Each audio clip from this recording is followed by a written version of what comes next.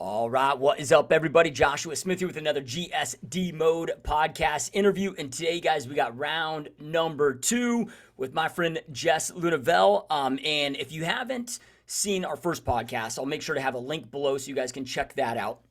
But I mean, Jess is somebody that's grown up in this industry. Her parents were in the business, grew up in the industry, so her whole entire life has been anything and everything real estate. But grew up in the business, then was a practitioner herself in the business, grew an amazing real estate business herself. So she had, for 13 plus years, and then the demand came to go out there and just show others all these things that allowed her to create success. And now she's one of the top coaches in the real estate space, teaching agents how to go out there and create massive mega businesses. She's an absolute marketing genius, and now a new author, which we'll get into all of that, and a new resident, a newly new resident we'll get into all of that. So welcome to the podcast, my friend.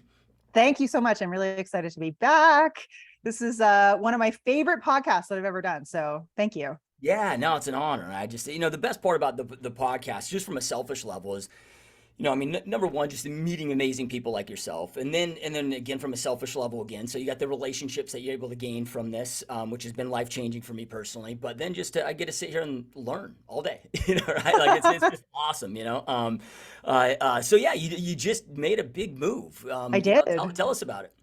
Yeah. So I moved from Toronto to Eleuthera, Bahamas. So normally when people think Bahamas, they think Nassau. That is not what we did. We didn't go to like a touristy area whatsoever. We came to the fourth largest or fourth most populous island in the Bahamas.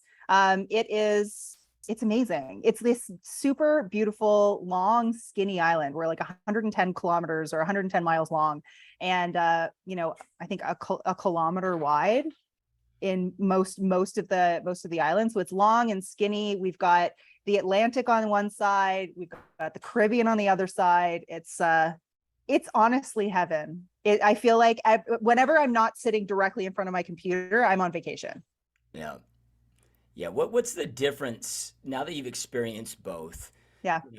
And sometimes, where we live, it's where we've always lived. Maybe we don't know the difference until we experience something different. But, yeah. I'm a big believer in environment and the importance of environment. And when you truly love where you live, and when you walk outside and you're like, it just kind of like, I don't want to sound woo woo, but kind of speaks to your soul, if you will. Totally. Yeah. Like what's been the impact for you that this new location has made for you? It's been really interesting. As soon as I got here, after like I got settled, my nervous system just went like, right? Like I went from like being like kind of high strung. I lived in a big city, right? There was noise, there was sirens, there was honking horns, there was all of that. Here it's quiet. You open the windows or the doors and you hear the ocean.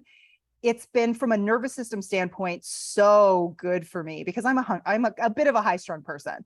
And so I've been really a lot more relaxed, a lot more kind of grounded, but also from a creative standpoint, I also feel like I am kind of tapping into some different, I don't know, it's going to sound woo-woo again, but a little like it's some different frequencies since I've been here. I'm really, I don't know. Maybe it's a result of being more relaxed and having more like mental space, but I'm coming up with all kinds of good stuff. And I think that a lot of it is just me being inspired by my environment. I think that the sun here has probably really helped, just from like I feel more energized, I feel more awake, I feel more kind of alive. And I think that, I came from a place where there was a lot of months every year that were a little gloomy. So having that consistent sunshine, I think, has also really helped. Yeah, I mean, I look outside my window, like I keep looking over to my right as we're talking, and I look out my window and I see like pool and then like turquoise ocean. And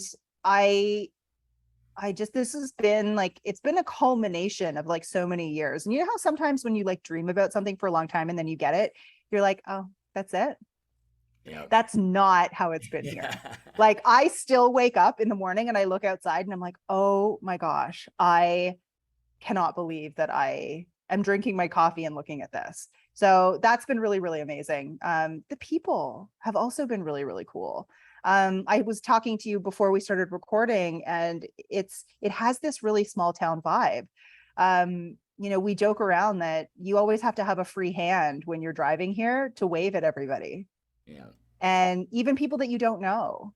There's a bit of like a hitchhiking culture here where, there's no public transit. It's a tiny island. So everybody just picks each other up and drives each other around. And it's probably the safest I have ever felt in a place in my life. So yeah, I really feel like I found my spot.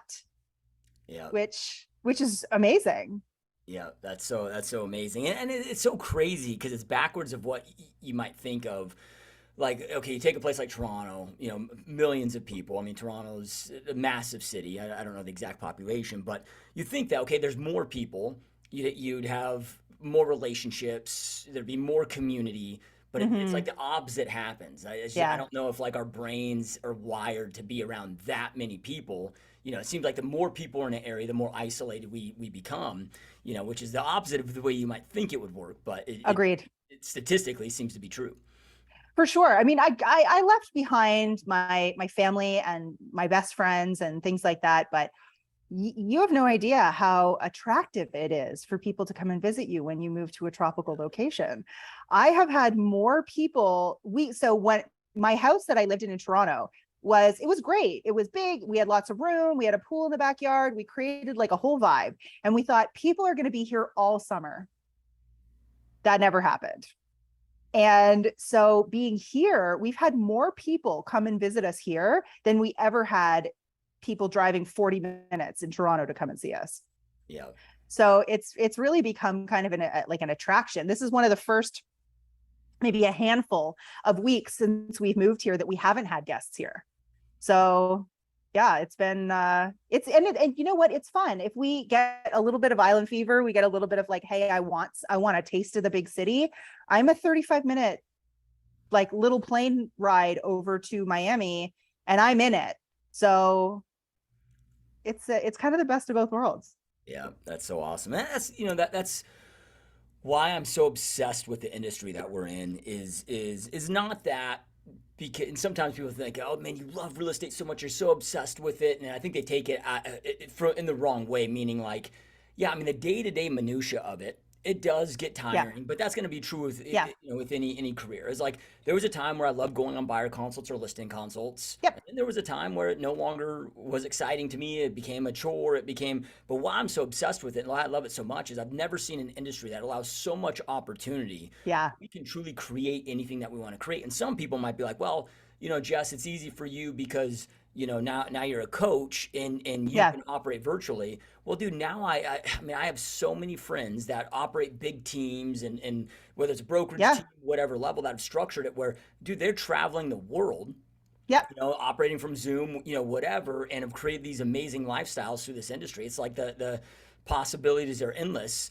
And when I first got in the business in 2005, like nobody would have fathomed doing that. But now with it morphing and I think COVID really, it helped up. Yeah, because we were all forced to go out there and figure out how to do our business in more of a digital format. Was like we haven't went back to, and Phoenix was one of the first places to reopen back up. Okay.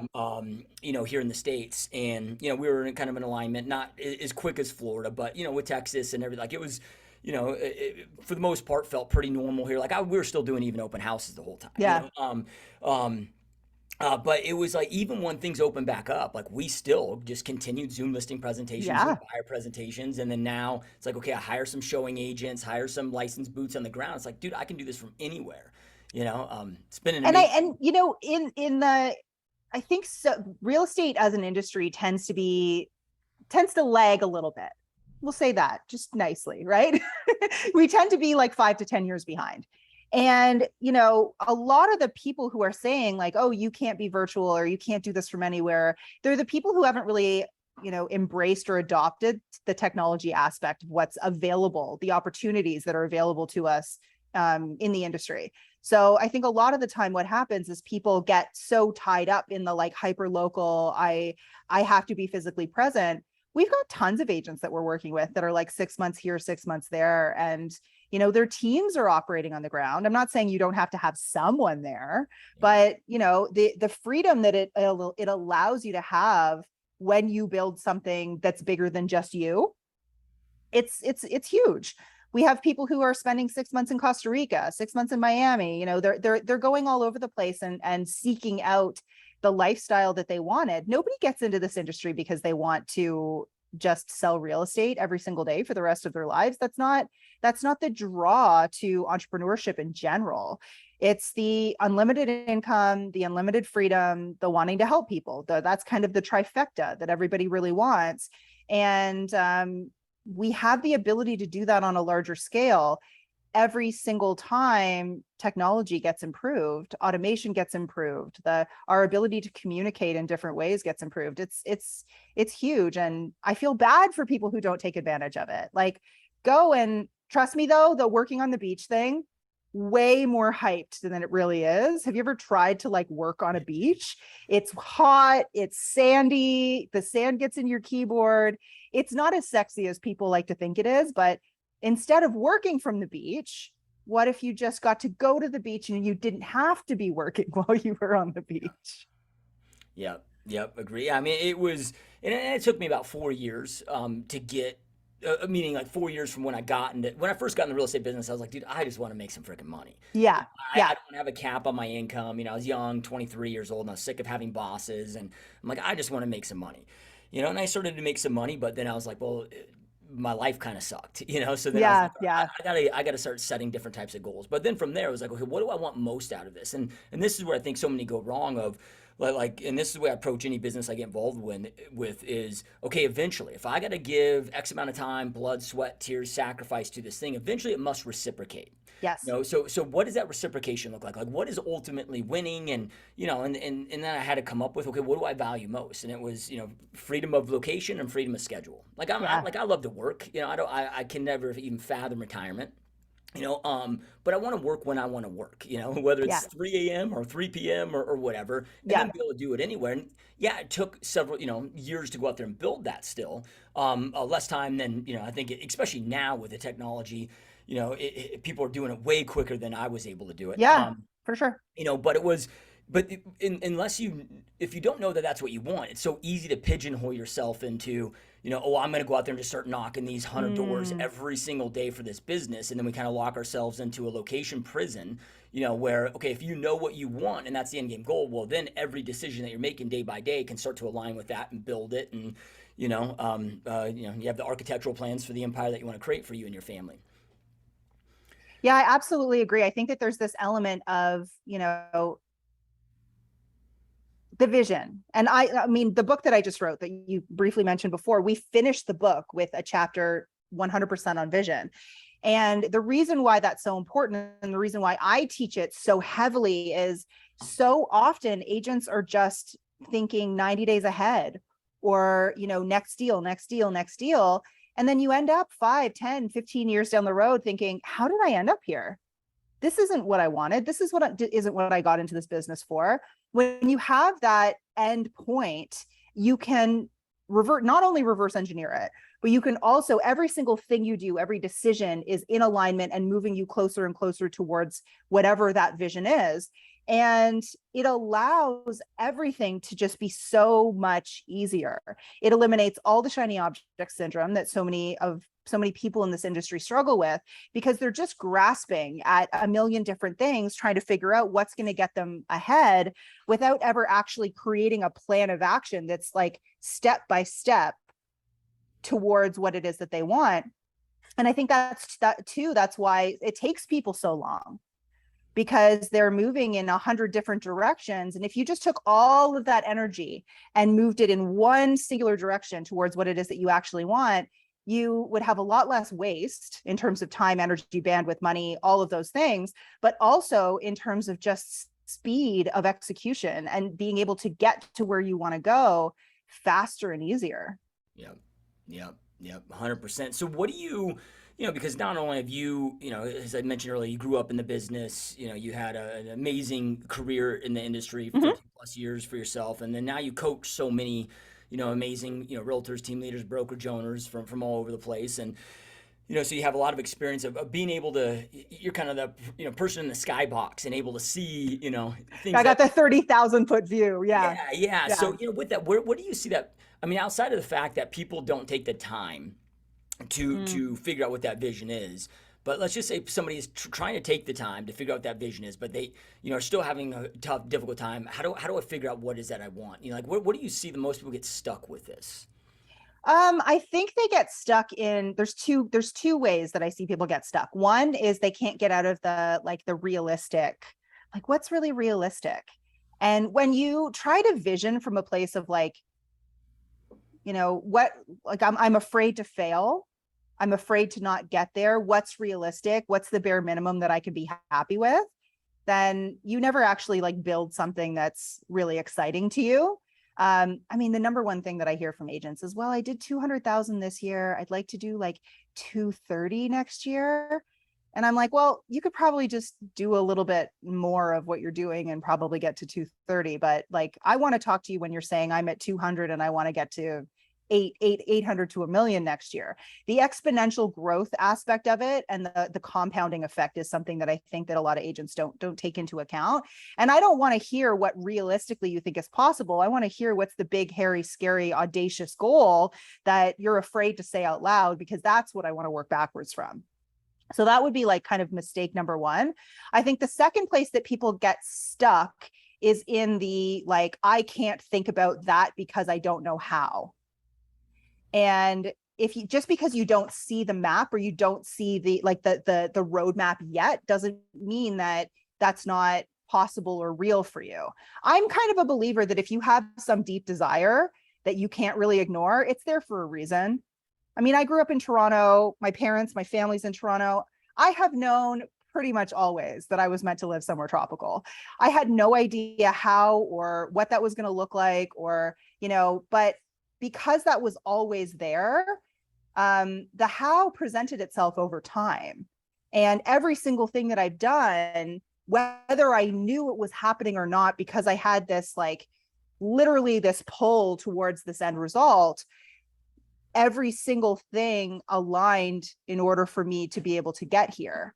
And I think that's really important to keep in mind too. I'm not a vision board type of person. I'm not a visualization type of person, but it was always like, close your eyes and go to your happy place. Well, my happy place was a beach. Yeah. It just always was. And I wasn't sure where that beach was going to be exactly, but over time, I got more and more and more clarity on exactly what that was going to look like and what the lifestyle was going to look like. I think that real estate is the vehicle to your dreams. When I hosted our last Listings Lab Live event, the very first thing that I opened with was how many people in this room believe that they were put on this planet and it is their mission and their purpose to sell real estate. And nobody rose their hand. Nobody put their hand up, rose their hand. That's not language, but nobody put their hand up. And I remember saying, like, look around, it's okay. So drop the guilt of like, I don't want to live and breathe this business, and say, okay, great. What do I actually want? And how can I use real estate to become the vehicle or the tool that gets me there? Yep. Yep. No, I love it. Yeah. I mean, it's, we've society's kind of morphed into this. Oh, you got to love what you do. It's like, no, you don't Yeah. need to love what you do I think I heard this from Grant Cardone, but it's like, you don't need to love what you do to love what you do.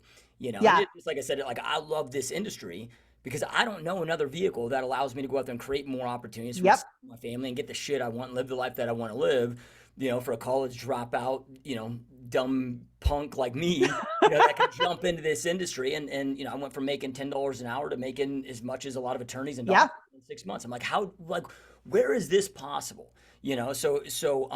And there's a book I recently read, Dopamine Nation, Yep. which is really about and it's a psychiatrist that wrote the book from Stanford University. And And she talked heavily about this in there of, but people are just so plugged in, to their devices, to the matrix, if you will, to, this online world, that the only way to even start to be able to gain clarity of what is that you want is like, you got to unplug, You got to disconnect for and that's, sure. probably what is some of creating that new inspiration and creativity for you is, because your life is so busy with, the work that you do. But then now, like when that's done, it's like now you have that peace and that nature and that like you're able to now unplug and then Yeah. tap into new power that you haven't had before. And definitely want to talk about the book, and I want to talk Yeah. about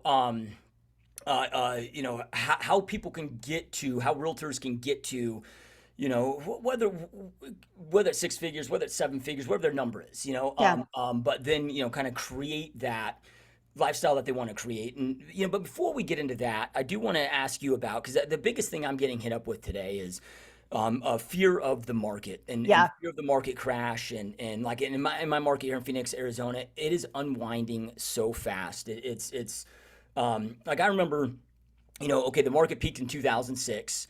But it Hmm. took 18 months for it to really fall off a cliff. So it was a slow unwind before it, fell. Like now it's like it's unraveling so much faster than it did there. And I know not everywhere, real estate's so hyper local, but Yeah. a lot of people are just seeing what's going on with the overall economy. They're seeing with inflation. They're seeing, and this is a global issue. This isn't, and there's a lot of fear out there. So in July was annual renewals for realtors here in Phoenix, Arizona, and we were the most saturated real estate market per capita on the planet with over 60,000 agents in our MLS system, just here in our metro, right? And 20,000 didn't renew. I think this is so good. So it's so gnarly, right? So It's people are so just good like, though. and I'm like, did the market? Yeah, no, and I've been through. I don't want to say I've been through this dance before because there's going to be differences than there was in 2008. But like, I went through 2008, was able to like, yeah, I'm because real estate's always changing hands. So I don't, Yeah. but man, I get, I guess if this is the first time around, because if somebody hasn't been in the market in most markets since like pre 2012, 2013, they haven't They've never experienced seen it. No, no, they haven't seen a market like this. And, I'm always a little careful because I have strong opinions. We know Yeah, this. don't be. Let's get raw. Let's get real. This is to get shit done. I mean, I really think that, almost anybody could have been successful in the markets that we've come out of. It didn't take a genius. It didn't take a really great business person. It didn't take a great marketer. It didn't take a great agent, right? You could kind of sit back and make a certain amount of money doing the bare minimum. We're coming into a market where I'm asking agents all the time, do you have the skills? Do you have the knowledge and the expertise? And are you willing to do the work in order to set yourself up properly for what's coming? And, we hear a little bit about like the 80-20 rule a lot of the time, right? Sometimes I'll say, oh, well, maybe it's like the 95-5. But I was doing a summit the other day and somebody said, I think it's more like the 80-19-1. And I think that could not be more accurate, that there is going to become an elite level of agent, just like anything else, that is really going to dominate, because while everyone else is scared and sitting on their hands and trying to do the same old things over and over again, and just getting frustrated that it's not working, there's going to be the agents that find the opportunities, look at it from a business standpoint, look at how to scale things, and they're going to get super, super niched and they're going to make it work. And I mean, there is opportunity in every market, right? I was saying to my husband the other day, I'm like, what can we sell right now so that I can buy more real estate? Yeah. Because, all the other stuff, yeah, okay, it's performing normally, but like we're coming into a market where if you're an investor or you're a first-time buyer, or you've got liquidity, like that's massively helpful when opportunity like this comes up. But again, it really comes down to people are going to move, people are going to buy. There's going to be people who can look at things and speculate and say, hey, you know what, this is a good time for me. And really I think that it's the agents who don't really know what they're doing, or people who aren't really willing to take real estate really seriously, that are going to get out. And I've been talking about this happening for 5 years. I've been for the last 5 years, I'm like, we are going to have a market shift at some point. It's got to happen. And when that does happen, there's going to be a really great opportunity for people who are running a real business with real marketing, who are solving real problems, and who, aren't just kind of coasting on an easy market. And we're at that point, which I'm really excited about, because first of all, I'm being proved correct, which we all know doesn't always happen. But second, it's also this incredible opportunity for the people who are in this for the right reasons, and who want to do something bigger than just collect a couple commission checks a year. Yeah. And if we remove the real estate industry from this, but if we look at all business, all just people, all just, I mean, the difference, the gap between the haves and have-nots is expanding and accelerating, at least to my knowledge of history, at a more rapid rate than any other time in history. And if you really break down in the modern civilized world, it's like, dude, why does the middle class, there's no need for it to exist anymore. It used to back in the 1920s when they needed people to work factories, and I've heard, read MIT studies how, by 2050, 80% of the humanity will be unemployable because they won't adapt with the skill sets. And so this is happening too. It's like, dude, if you are not more committed and willing to master your craft and do what it takes to go out there and succeed, and those willing to, there's going to be more opportunity than ever before. But for those not willing to, it's going to get that much more challenging as well. I couldn't agree with you more. And I think that, when I talk to agents who are like, I'm building 100% of my business off of calling, things like that, it just, like, for me, it's like, have you looked at what the trends are? Have you looked at how many people don't answer their phones anymore? Have you looked at the way that psychology is shifting, and attention, and where people are actually spending their eyeball time? Like, all of this really, it compounds, and it's getting worse and worse and worse, or better and better and better if you're taking advantage of it. And I think that the agents that are, or just people in general, this is natural selection, like, happening in real time, and it's happening faster, and it's compounding faster. And for the last 5 years, I've been saying, like, if you want to survive and thrive, you have to be the most adaptable, and you have to have the ability to, and the desire to, continue to grow and continue to learn. And the people who are not growing and learning and adapting and watching what's going on, like, I have people who don't have social media accounts coming to me and saying, I want to build a 7-figure business. And I'm like, well, but where's your Instagram? And they're like, oh, I hate social media. I'm like, you don't have that luxury anymore. You don't get to hate social media. You don't have to spend 24 hours a day on social media, but you have to go where your ideal clients and where your audience is spending their time. We don't get to bypass digital marketing anymore. Nike is not knocking on your doors and saying, hey, do you want to buy my shoes? Yeah. Right? It's a matter of, there's so many agents out there vying for so much of the same attention, that it's not enough to just be an agent and have a real estate license. We used to be the keepers of information. We're not anymore, right? So if your biggest value add is that you are sending people listings once a day, that new listings that are coming on the market, like, you're obsolete at this point, right? There has to be more value. There has to be more specialization. And I think that that's where things get really exciting. And, like, I have no problem with the iBuyers and the discount brokerages and all of these people coming in, because there's a market for it. Yeah. And it's the agents who get all up in arms and all upset about it. We're starting to see the move away from traditional brokerages. Like, yeah, traditional brokerages are going to become obsolete, and they have to start adapting and moving with the times. And there's just so much fight and so much pushback, when this is just evolution, and everything evolves. And the real estate industry is evolving right now, and it's just evolving faster than people are used to. Yep.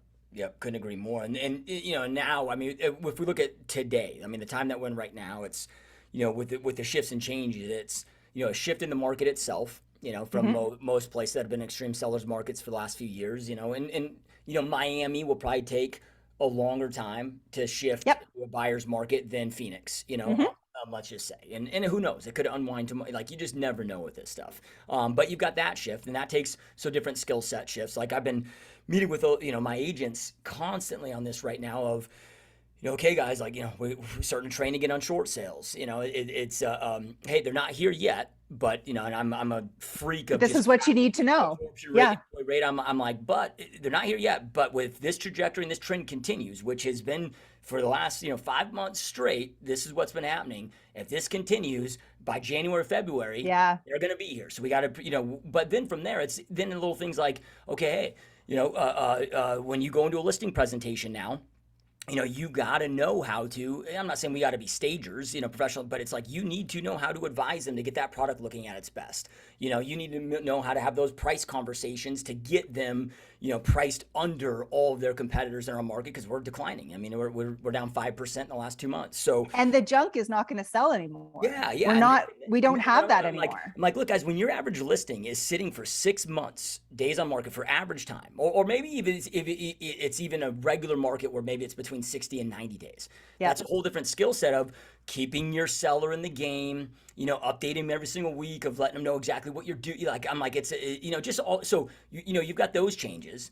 But then, to a lot of what you were just alluding to is the change with technology and the change of how people are consuming and the attention economy that we are now again, because it's not just us now competing against other realtors, it's competing for all everything.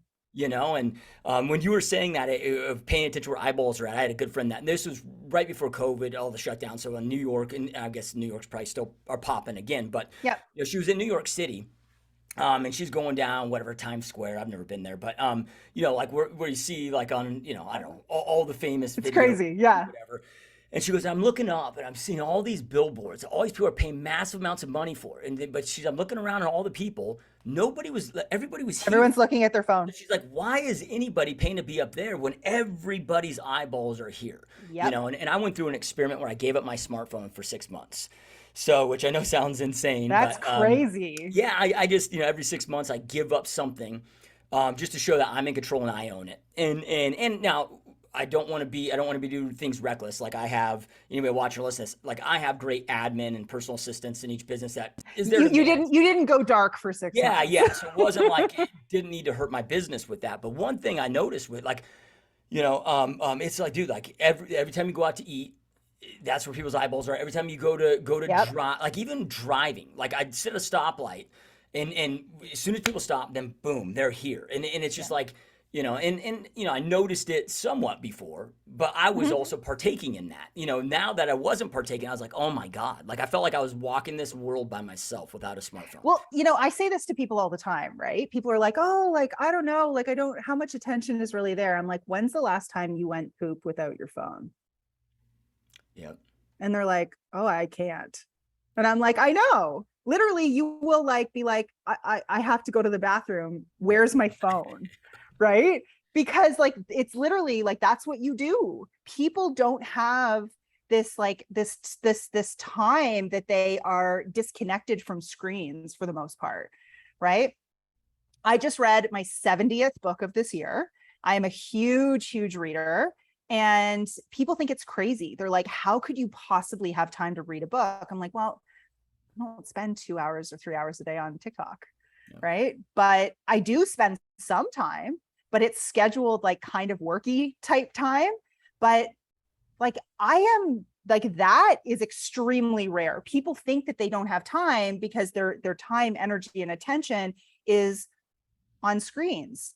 Like people don't have cable anymore. So a lot, like my parents still have cable. I think it's hilarious. My mom will say, there's nothing on TV. I'm like, because you're using cable, right?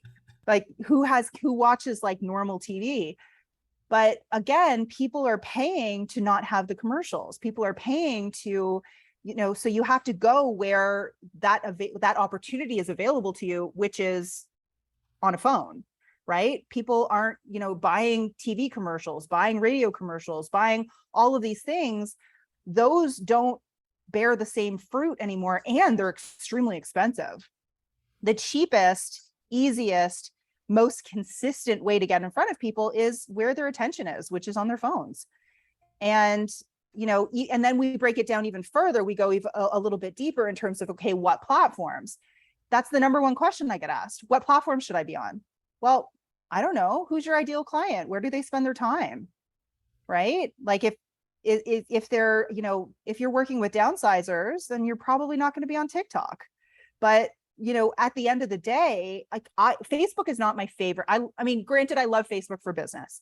Facebook is not my favorite platform for me to play on.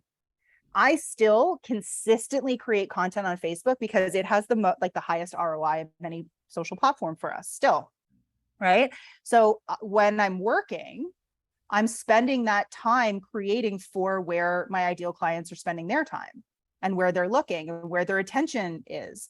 And so it really just comes down to, stop making it so hard for yourself.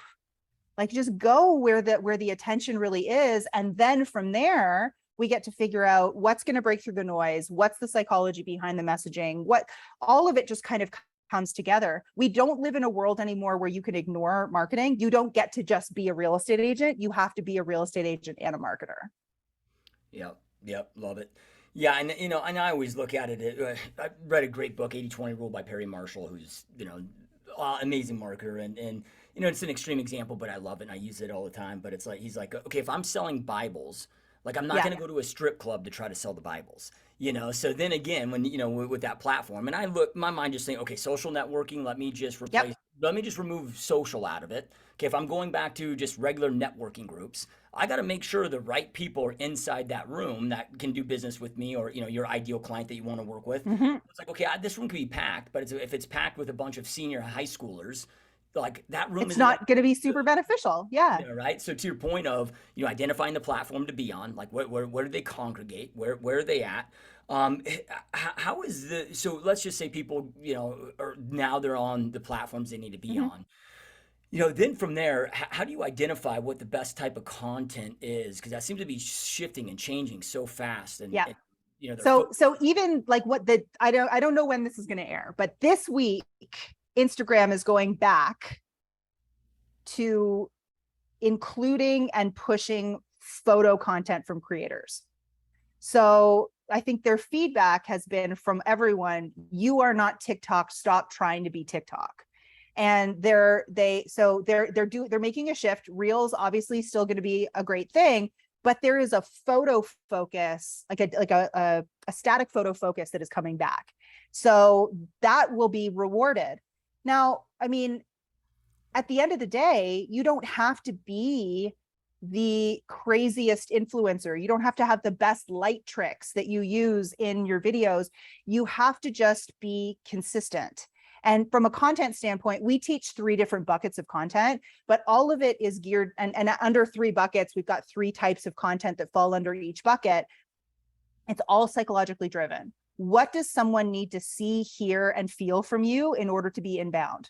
So everything that we teach is really towards creating relationships at scale. So instead of going out and trying to door knock or cold call yourself to one-to-one relationships, we're actually just honestly taking the easier route and doing one-to-many. We're using human psychology. We're using, everything that we know. It doesn't matter how quickly the world works. The human brain is not adapting as fast. So, the psychology that worked 100 years ago is probably still the same today. It's just that our attention spans are a lot shorter than goldfish, I actually read the other day. So it really just comes down to like, what are you putting in front of people? In what order? Are you building that relationship? And are you giving everything that they need in order to say yes? And there is a 9-point psychological journey that we use that I think is absolutely critical. And, when we look at it from a loop, it starts with pain. Why are people moving? What is the thing that is driving their move? There is nothing that drives me crazier than the word right sizer. Like real estate loves to make up words in order to not have to niche down. And I have noticed this for years. And I'm like, how many people do you know out there who are trying to wrong size? Yeah. Right. And people are like, and I'm like, right sizing doesn't mean anything. It doesn't, it has no meaning. It's another real estate term that we've made up that means nothing to the consumer. So everything starts with a pain point in terms of like, who are you speaking to? What is their major pain point? What is the thing that is driving the move or the purchase or whatever? Once you have that really nailed, it really goes to, okay, like so I'll walk you through like the ring of what we do for our 9-point messaging sequence. And then I'll talk about the content types, which this is my favorite thing to talk about because it's the psychology that's missing from 99% of agents marketing. So we've got pain, problem, stakes and consequences. So like what happens if you don't do anything? Where are you going to be a year or 2 years from now if you don't solve the problem? Your story.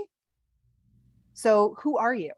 Why are you doing this? Why are you in this industry? You cannot build, we hear the words know, like, and trust thrown around all the time.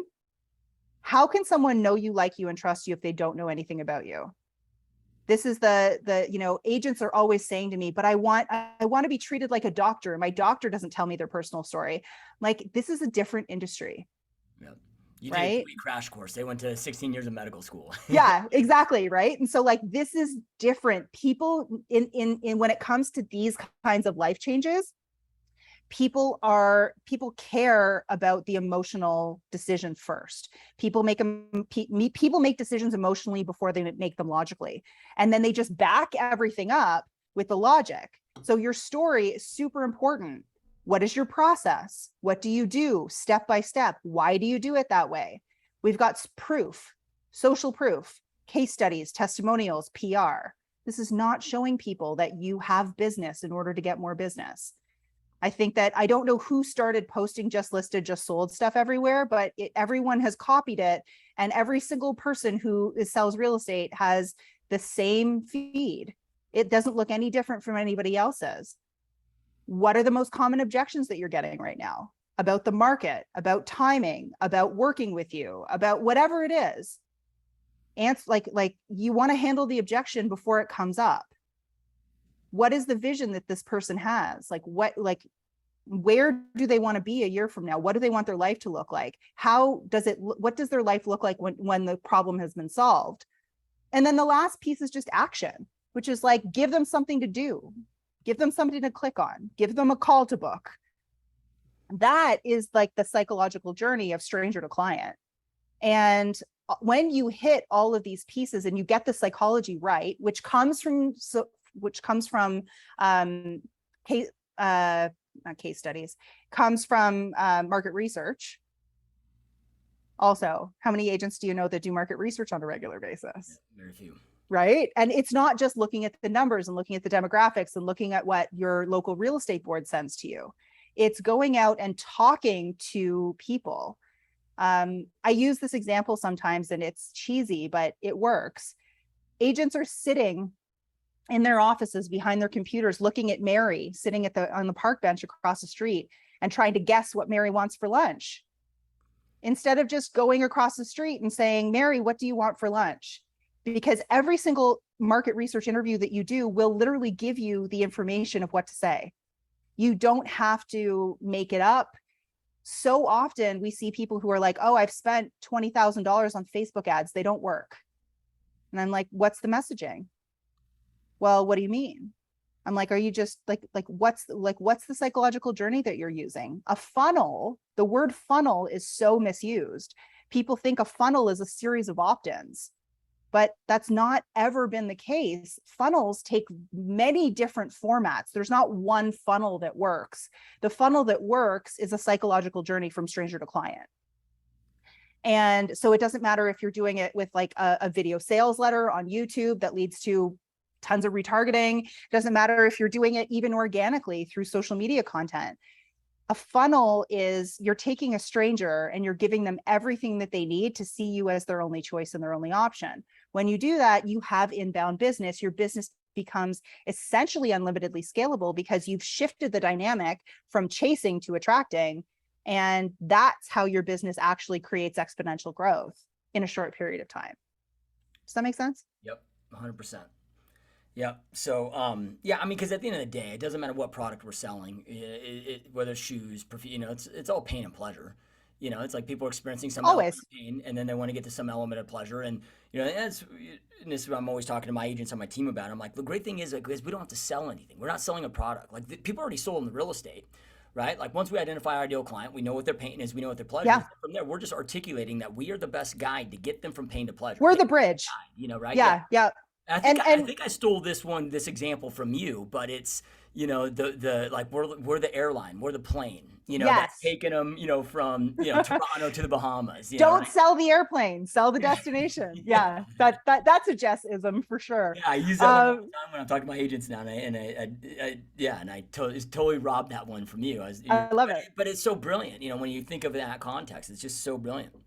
Well, I think too that there's an element of like, what's driving the move, right? What do they want this to look like? And most agents are like, oh, well, they're having a kid, they need an extra bedroom. Okay, but that's like the most surface level of it. How can we get deeper in terms of like, what does it feel like? What are the stakes and consequences? What does this look like if it like there's always symptoms to the problem. We need to identify what those symptoms are and essentially poke them. This is the only ethical way of doing this, right? There's so much scarcity manipulation marketing out there that is all, in my opinion, it's all BS.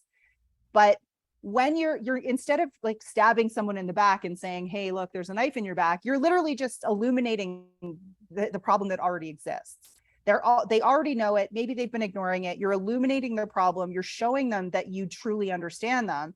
And that's all really good marketing is. It's just being able to articulate what's in the back of your ideal client's head better than they can. When you can do that effectively, they'll automatically credit you with the solution, which makes everything so much easier. The number one thing that I've been saying to people recently that, people write it down, but I don't think that necessarily always sinks in, is you do not sell real estate. You sell services and you consult on the sale of real estate. And I think that is a mindset shift that really needs to happen in this industry, because so many people are just focused on the fact that they can buy and sell real estate. And their messaging is all, I can help you buy, sell, rent, and invest, or I'm here for all your real estate needs, or whatever vague, non-descriptive, random thing that they're just putting out there. But at the end of the day, that's not going to work, especially not in the market that we're moving into, because, what we really need is people are looking for only the best of the best. And people are looking for people that they connect with, that they trust, and that they feel like there is no other person that they could possibly work with. That's how you take business away from somebody's cousin or somebody's, husband's friend, that really at the end of the day, those people probably shouldn't be in the business anyway, because they're doing 5 deals a year. Those are the people that we're starting to see phase out. And if you want to be one of those people that has that real longevity and can actually thrive in a downturn market, you have to do something differently. And the most number of millionaires in history were created during the Great Depression. So if you look at things that way, and you look at it from a place of opportunity as opposed to a place of struggle, you're going to be great. Yeah. You got to be willing to do not only the actual work. You've got to be willing to do the mental exercise of looking for where that opportunity is, knowing more than everyone else, and being able to really look at the business and the numbers and the market in a way that you probably haven't had to before. Yep. And the great thing about this is, we're taking more action, and I truly believe, at least for me personally, I'm taking more action now than any other time I have in my entrepreneur career, because I know that there's going to be the biggest opportunities here over the next few years that I've ever seen, and I need to be positioned in all fronts for that. But then it was like, okay, overnight, 20,000 agents, that's 20,000 less competitors that I now have in my market. That's that much more of the pie. It's going to, you're going to be rewarded on such a huge level. So you walked us through the wheel, the 9-point wheel there, but I find at least and I know you talk with so many more realtors about this because this is your specialty. But when I'm having conversations with realtors, a lot of it stems from the blocks, Yeah, or from well, man, I don't necessarily know how to like examples of they're not creatives, for got the it. most Yeah. part. And I get stuck with that too. It's like, okay, well, what kind of a pain video do I create? What kind of the problems or the stakes or Yeah. so So some examples of, yeah. some of the easiest ways to come up with content is write down every question that anybody asks you and then answer those questions. Because your clients, your prospects, the people that you're talking to are literally telling you the information that they need. And so often we just ignore and we try to create in a vacuum. So every single time someone says, well, what about this or what about this, or you're doing a listing presentation, you get an objection. Great. That's market research. That's data. And you can use that data and then answer it and put it in a funnel. And then chances are that objection isn't going to keep coming up, right? The more that you can kind of take the questions and answer them beforehand, the more authority, the more credibility, the more trust you're going to get. Now, at the end of the day, so now that I went through the wheel, let me break down your content types, because I think this is also helpful. You've got authority content, personal content, social proof. So authority content is going to be things like, authority value, which is, the questions that you get asked, your expertise on the industry, or, whatever it is that share it. And don't be afraid that someone's going to use it and then go work with somebody else. That kind of scarcity mentality doesn't work in marketing. You have to give before you get. There's that element of the theory of reciprocity. So you've got that. Then we've got process solution. Process solution is what is your what is your product? Like I said before, you sell a service. Your service is your product. You are not your product.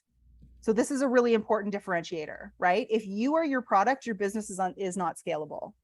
So what is your actual system, your signature system, your core services package, whatever you want to call it, right? Name it, brand it, market it.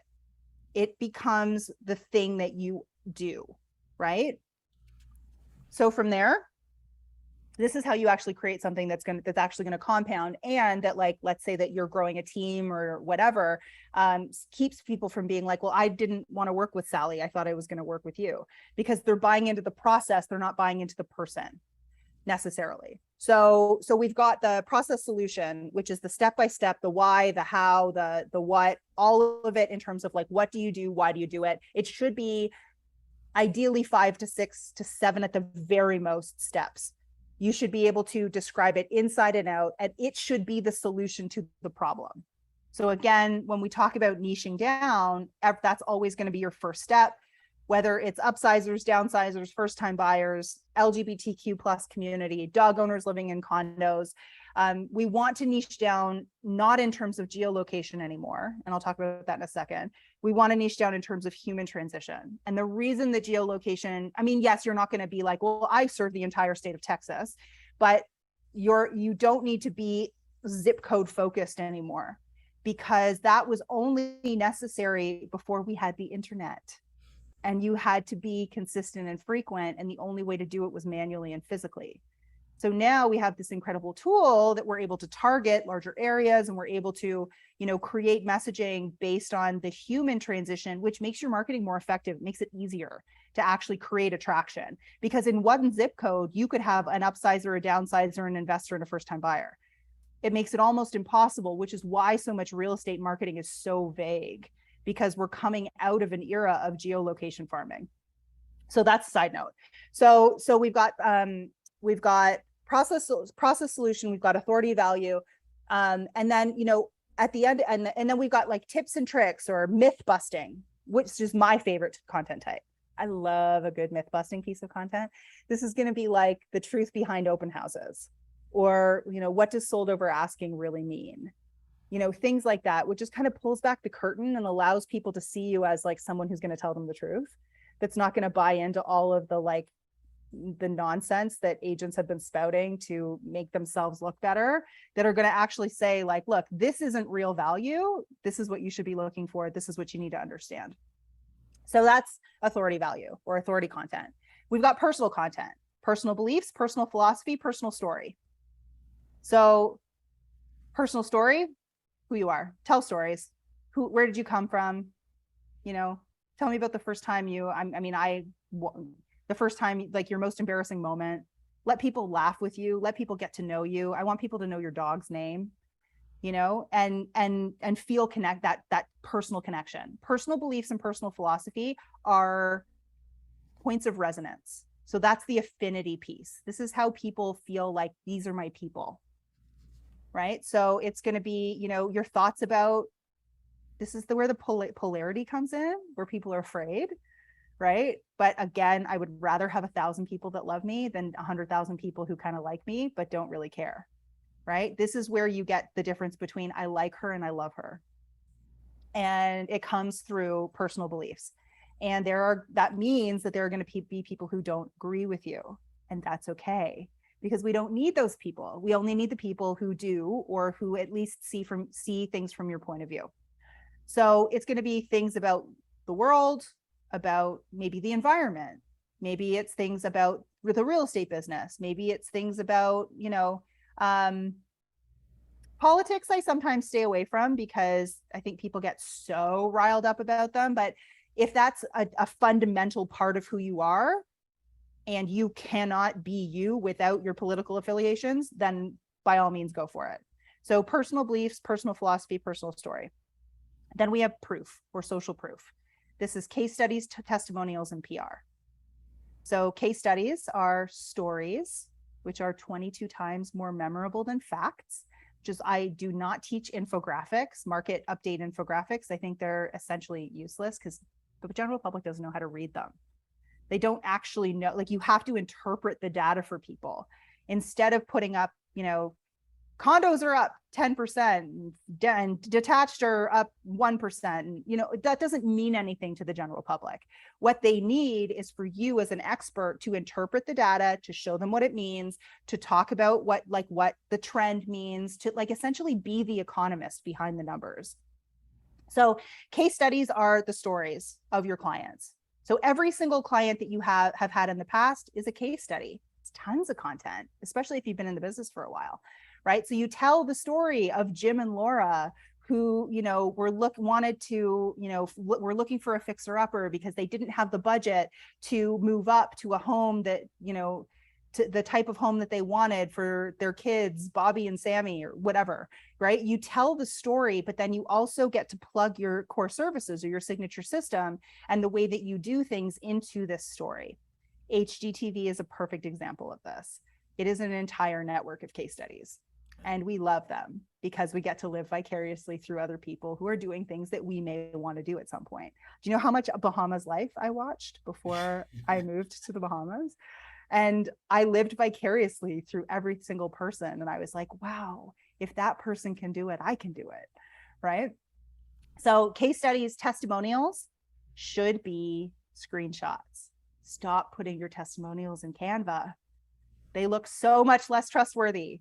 We live in a world, unfortunately, where a lot of reviews are not genuine.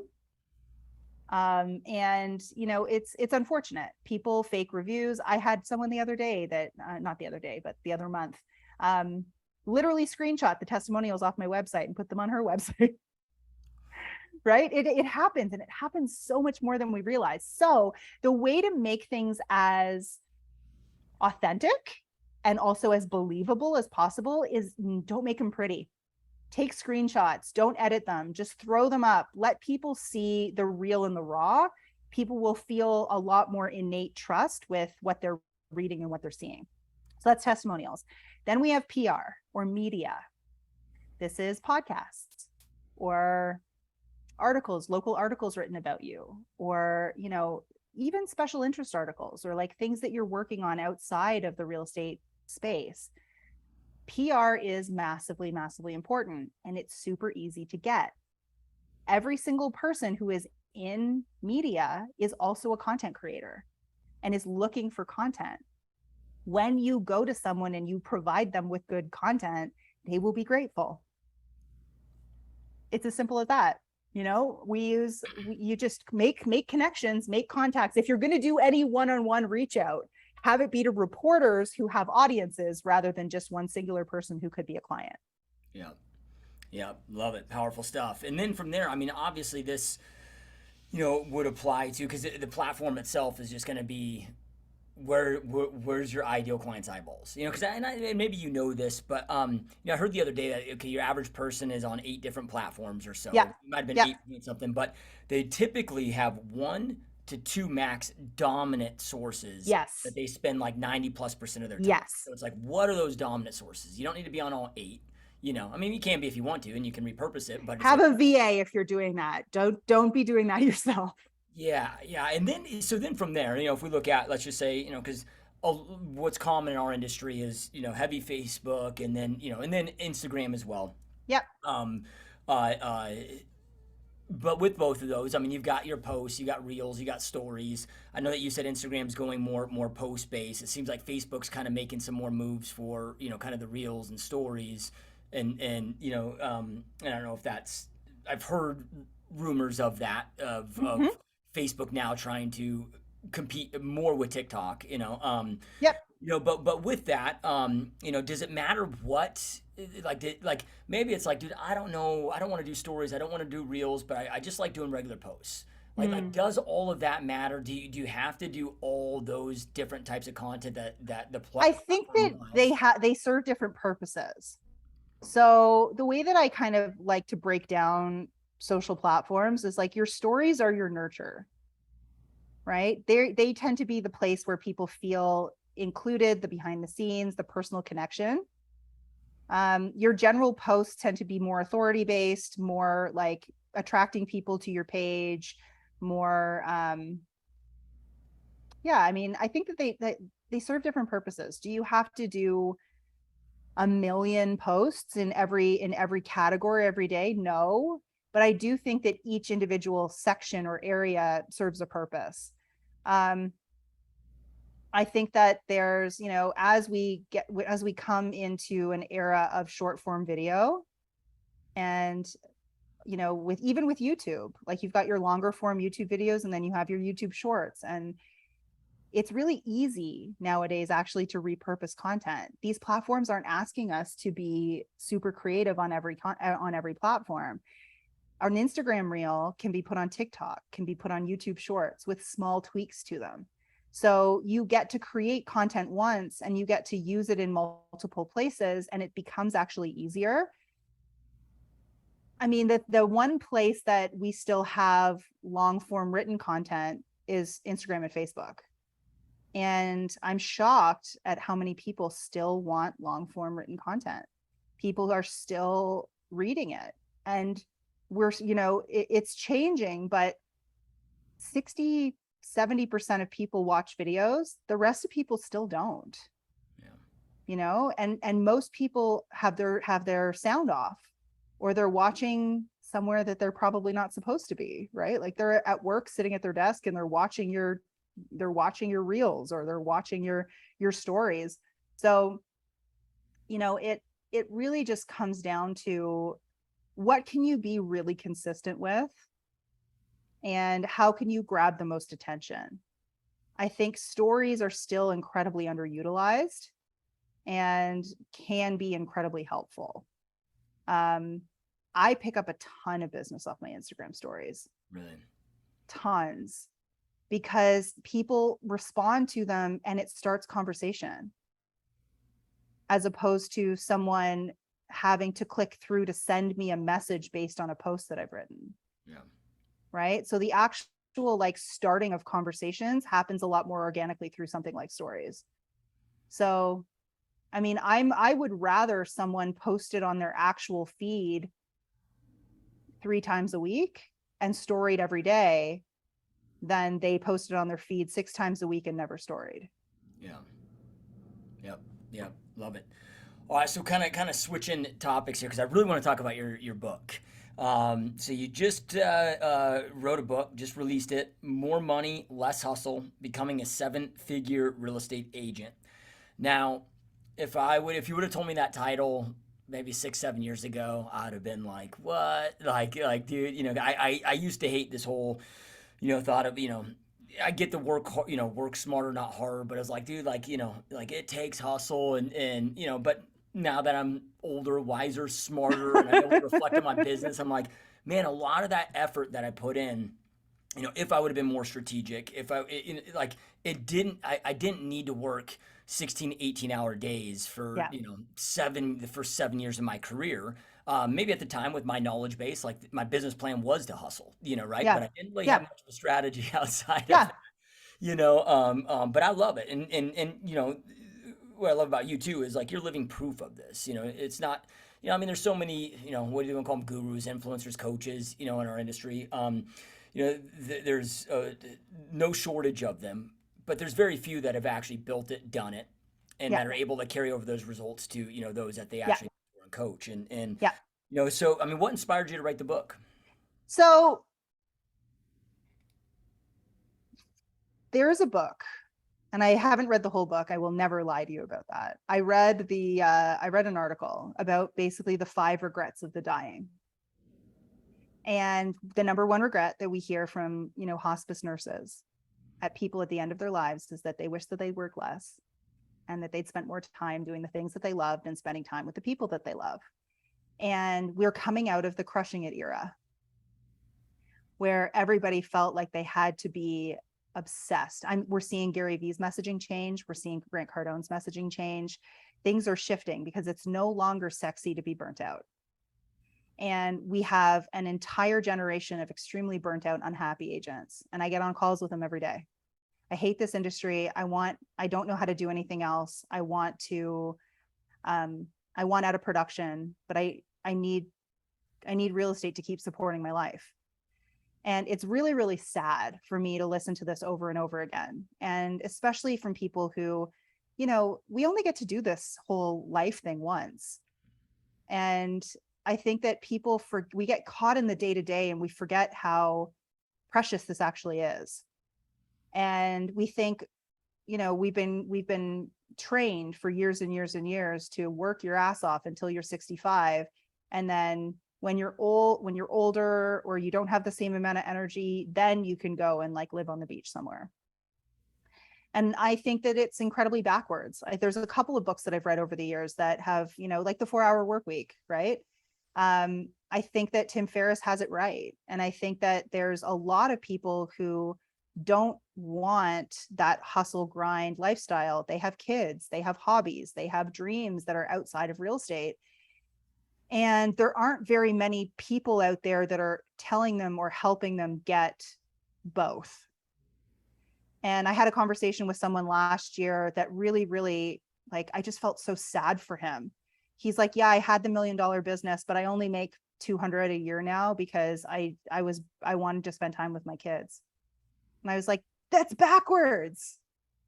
I want you to have the multiple 7-figure business so that you have real freedom. Money is not the end result here. Money allows for freedom. Money is freedom is being able to do what you want, where you want, with who you want, when you want. And if you have very limited financial resources, none of those doors are open to you.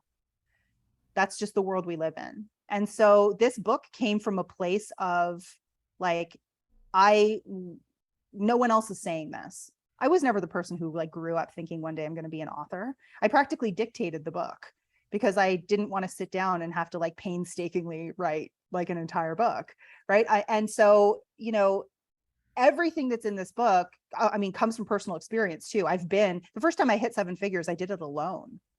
It was horrible. I cried every day.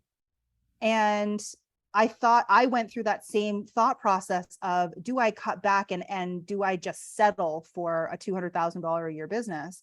Or do I figure out how to automate and outsource and create something that's highly leveraged so that I get to have both? And that's really what this book is all about. It's about not wasting the prime years of your life. I had someone the other day brag to me almost that she'd missed her kid's birthday party because she was working. And I was like, this is not why you got into real estate. And I think that there's just so much misguided messaging out there that drives me bananas. I have no space and no time for it. And I will get on my pedestal and I will scream and yell about it. And I mean, I teach it in courses and programs and things like that, but not everybody getting into the business or struggling in the business has the resources to invest in my programs. So what's the easiest way to do it? A $7 book, right? So I wrote a book and it's accessible to everybody. And so I really wanted to make sure that the messaging got out there, that we were not building another generation of burnt out, unhappy agents, that we're able to show people that having a real business and the strategies, the immutable principles of leverage and automation and delegation are one of the keys to the trifecta that we talked about at the beginning of the podcast, which is unlimited income, unlimited freedom, and being able to help a lot of people. Yeah. Yeah. So is this something that is more for experienced agents, or is this something that, hey, brand new, out of the gate, it doesn't matter of experience? I don't think it matters. I really think that the way that I wrote the book, it's not a hard read. It's not one of those books that you're going to start 15 times and be like, oh my gosh, this is so heavy, I can't get through it. I wrote it to be accessible, but also the new agent that reads it will get something very different out of it than the experienced agent who reads it. I would almost rather newer agents, please read it, because then you're not going to end up in this situation where we're burning things to the ground and rebuilding things so that it is scalable and that people aren't burnt out. Yeah. Right? It's the foundational principles of planning your business to be the vehicle to what you want, and how to do that and how to look at it. And we break it down into 7 different pillars. And then on top of that, I also built a free course that comes with the book. So you'll get a video course that actually has training for each and every chapter that will kind of dig into things. You'll get the principle and everything that you need, and then the how. And I think that that's also really important, because I didn't want to give people a book that they're like, yes, yes, yes. Now what? Yeah. So it comes with both. Yeah.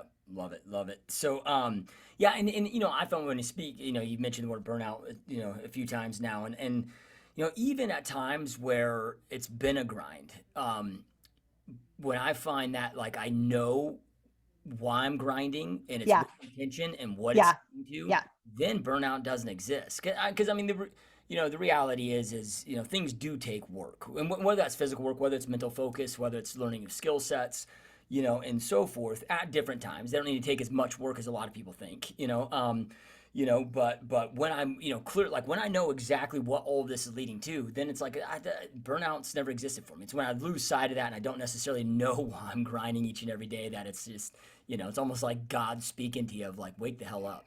Well, I also think, and I used to say this to I had a business partner way back in the day, that it takes way more energy to swing and miss than it takes to actually connect with the ball. And I think a lot of the time people get really burnt out because they're spinning their wheels and they're spreading energy in a million different directions, and it's not working. And then they start to burn out and they feel like they have to, they have 800 balls in the air and there's no end in sight. That's really when the disillusionment and the burnout really compounds. And I've been exactly in that situation where people are patting me on the back. I remember when I first met my husband, patting me on the back, telling me that I'm amazing. They can't believe my numbers. I wish that I could be like you. And I'm going home at night every night and crying. And when my phone's ringing, I'm handing it to my husband and asking him to take a message, because I didn't have the systems in place and I didn't have what I needed in order to be happy and making money. Yeah. And so it was this crazy trade-off, where what we teach now is, I would love you to be making a couple $1 million in revenue a year and be working, 3 hours a day. And I think that that's the way that it really should be, because once you have that level of success, you get to buy back your time, and you get to, if your time is worth $1,000 an hour, there's a lot of things that are not worthy of your time. And we get to take those off your plate, whether they're eliminated, automated, or outsourced. Yep. Yep. Love it. Love it. So then, where's the best place to go get the book? And we'll make sure of a link. So whether you Sure. guys are Yeah. listening to this, watching this, it'll be below. But where's the best place to go snag a copy? Amazon's probably the easiest. You can get the Kindle version, which you do not, I'm surprised how many people didn't know this. You don't actually have to have a Kindle in order to read the Kindle version. You can download the app on any phone or any device. So you got the Kindle version, or a paperback version. So you can do either on Amazon.com, Amazon.ca. I think Barnes and Noble carries it too, but it's kind of hit and miss. Yeah, that's awesome. That's killer. So, all right. So then, for those that are interested in your coaching, because I mean, Yeah. obviously anybody watching this, can tell that you know what the hell that you're doing, and with that, and if they want to take this to the next level, I don't know if you can just, I know we're going long on time, but if you have some time, maybe just spend a couple minutes talking about, what the programs are that you have, because I believe at least last time that we talked, you have a couple different programs, and then again, if people want to learn more, where to go get in touch with you about that at. Yeah, so we have 3 different layers of programs, or 3 different levels of programs. We have our accelerated agent program, which is mostly geared towards people who are not yet at 6 figures, who, in my opinion, should not be running ads. And so everything that we teach in that is organic. It's organic, and so that you can create a sustainable 6-figure business through organic social media, some digital marketing, so that you have all your assets in place, etc. Then we have the listings lab, which is essentially your marketing machine. It's organic and paid traffic. It creates unlimited scalability. This is your 6 to 7 figure marketing machine. Then we have our 7-figure agent program, which is everything that we just talked about. It's all 7 pillars built out so that you have that multi 7-figure business over time. Doesn't happen overnight, but you have that multi 7-figure business with freedom. And that if you want to be location independent, you can be location independent. This is really geared to, this is not a cookie cutter program. It is, what do you want ultimately? And then how can we help you reverse engineer that plan within a reasonable amount of time? So it's kind of my baby. It fills, it's not the biggest, it's not an unlimited program. We have a limited number of spaces in that program, but it's for people really who are doing like 300,000 plus, who have the dream of the 7-figure business, but are tapped out. They're like, okay, I'm doing like, 300,000 to 700, 600,000, whatever your numbers are, but I can't do more. Yeah. So I need to figure out how to take this next step so that I can reach my financial goals and work less. So that's really it's the time money continuum that happens in that 7-figure agent program. Yeah, I mean, it's such a common trap that I see is, they get, and whatever that figure is, whether it's 400,000, 500,000. It's different in different markets too. Yeah, but they get to that point where it's like they're in such demand and they're so busy doing that production, but then, they're almost like this rat in this wheel of, they don't know how to find and create the time to figure out the processes, the systems, delegation, and now they're massively overwhelmed because they know they need to do that kind of work to get to the next level. But then they're, and I see so many kind of get stuck in that, will, and sometimes forever, sometimes for decades, and they never get out. Well, exactly, and the foundation of all of this is also building a saleable asset, like a saleable business that when you actually want to retire, you can sell the business and cash out. So, it's the foundations for all of it. It's getting it all in place. We have many, many millionaires that I'm very happy to call friends now that have been through that program. The best place to learn about, or even just to like initially have a conversation, would be to go to my website. It's thelistingslab.com. And there's breakdowns of each program. You can book a call. We can have a conversation. We can, it's all very relaxed. This isn't one of those things that needs to be super stressful. If we're a fit, we're a fit. It's great. If not, we'll point you in the right direction to someone who we think, you guys will align better. Yep. Love it. Awesome stuff. So, one last question for you. I know we're going super long on time here. And anybody that's watching or listening, wherever you're at, whatever platform you are, just scroll below. We'll have links to everything that Jess just went through, all below, to make it super easy on you. So I mean, you've been in this industry your whole life, Yeah. and when I say that, through parents, and then, this is where you cut your teeth for your first entrepreneur, I guess, career. And Hmm. I mean, where do you, because I asked earlier of, people in fear of the market shifting. Yeah. The other question I get though constantly is like, where's this going? And then just with your own personal predictions, and everybody understands that we don't have a crystal ball, but just to, I don't know, give your insight, somebody that's been in this business their whole life of, I mean, what are your predictions of where this market could be, or the industry in general could be in 3 years, 5 years? Like where do you see this heading? I mean, I think the markets will always cycle. I think that, we'll come up, we'll go down, we'll come up, we'll go down. But in terms of the industry as a whole, I think that we're moving into a period of fewer agents. I think like anything, when the markets are good, we'll have more people get licensed. And I think when the markets drop, we'll have fewer people who are licensed. But I think that the people who are going to remain consistently at the top and are, like I said earlier, the ones that are the most adaptable, that are running real businesses. I say this a lot, but your 100% of your commissions are not your personal income. You got to run real businesses. You have to pay yourself a salary. You have to have operating expenses for your business. You have to have the ability to invest in your business and scale in order to last a long time.